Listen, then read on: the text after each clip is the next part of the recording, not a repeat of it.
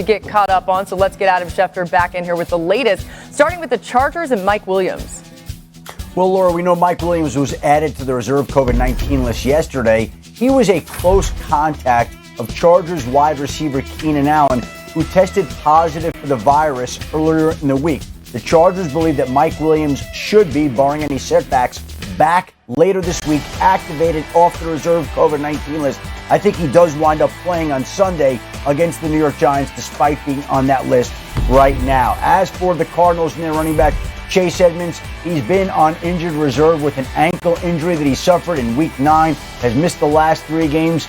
The Cardinals designated him to return today, which means he could be active on Monday night against the Los Angeles Rams, a boost for the Cardinals offense as they enter their postseason push. And Dalvin Cook will play tonight, despite the fact that he's got that dislocated shoulder and the damaged labrum. If you go back to 2019, he had a very similar injury, played in the playoffs against the New Orleans Saints, and had in that game wearing a harness 32 carries. I think the thinking going into tonight's game is, with Minnesota having to win this game, they want their best player out there. He's going to be out there. He's going to play. And I think the feeling is going in, barring any setbacks, it will be the regular workload for Dalvin Cook. So all those people wondering whether to play Dalvin Cook on their fantasy team going in, the Vikings are playing him. And if they're playing him, then fantasy football players probably should play him. I have Alexander Madison in my lineup. He's going to be on the bench going into tonight's game, Laura, for whatever Adam, that's worth. Too late to change that at this point? You can keep it that way? No, yeah. He just told us he's good. Dalvin Cook is good to go tonight. Now, we'll see how much he holds up. That's a different question, right? But going in, I think they're planning for him to have a regular workload tonight.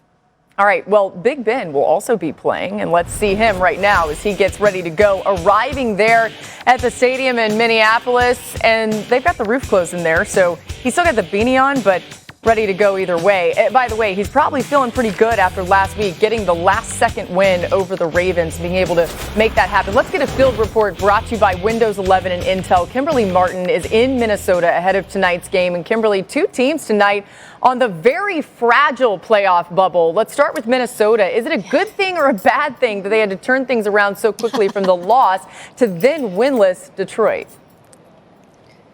Well, they're going to make it a good thing. I mean, talk about sense of urgency. You lose to a winless team. Now, basically, Justin Jefferson is like, it's our time to bring pain to other people. We want to unleash our frustration from that loss onto the other team, and obviously that team is the Steelers. Now, there is one positive that came out of it. Sheldon Richardson told me that he's seen more accountability in the building this week. Young guys, veterans, everybody. Basically, there's a different attitude at practice. Guys are basically they want to be perfectionists now, so that's a good thing. But, you know, you look at the fact that Adam Thielen is out. Now, that means Justin Jefferson is going to see a lot more attention, which he has been seeing of late. I talked to him on the phone this week, and he said, look, teams are playing me differently, but I'm still making plays. So when you come out on the field with that confidence, like I'm that guy, you play like a playmaker, and that's what he is. Now, the Steelers, though, they're going to use their win over the Ravens to springboard their playoff push. They got 5 games. Basically, it's a playoff push. Every game they must win, and Mike Tomlin has made that clear behind closed doors. But the Vikings are the only team on their schedule right now that has a losing record. So it's going to be tough sledding for the Steelers from this point on. Thanks for the latest there from Kimberly. Appreciate you joining us here. And the Vikings, FPI favorites in this one with a 62% chance to win at home. Let's get some quick reads on tonight's matchup. Key, what do you want to see in just a few hours?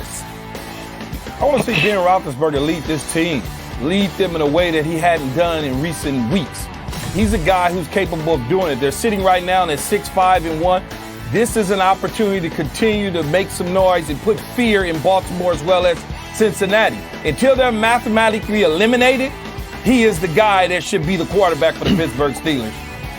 I want to watch the Vikings defense not give up so much of what Marcus Spears' favorite drink is, and that's yak. Yes. Yards after the catch. Their defense, when guys catch balls on their defense, catch passes on their defense, they don't tackle well, and guys turn short into explosive or they give up big chunks. If they want to win tonight, that's their weakness. They got to do a better job against the strength of Pittsburgh, which is just that, catch and run. Well, I plan on seeing a lot of Whitings tonight. 3.5 sacks against the Baltimore Ravens. TJ can absolutely wreck a game. And we know when Kirk Cousins get a few hits or under pressure, he start thinking the other team is wearing his team jersey. So number 90 is going to be a big factor in this game today, tonight.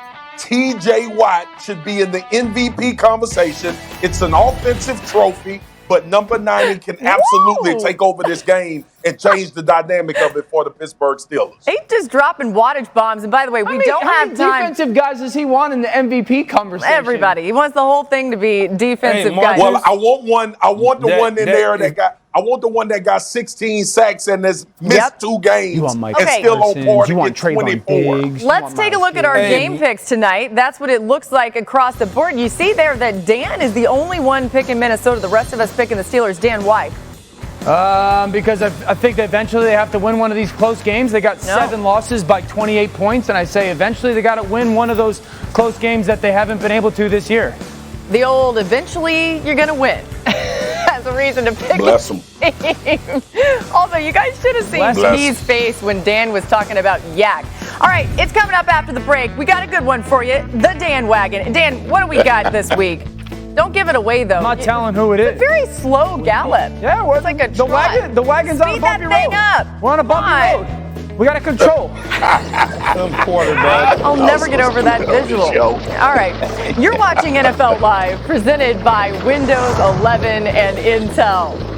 Intel?